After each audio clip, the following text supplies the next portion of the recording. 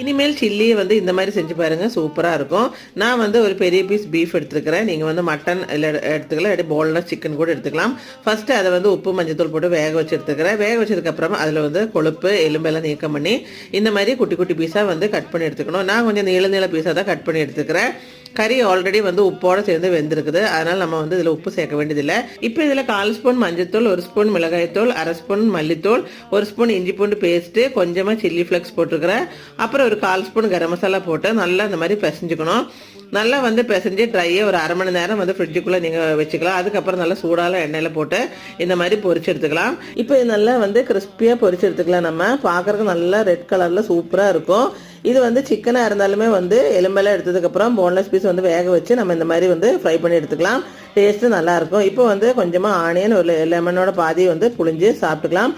அவ்வளோ சூப்பராக இருக்கும். கண்டிப்பாக அதை நீங்கள் ட்ரை பண்ணி பாருங்கள். தேங்க்யூ.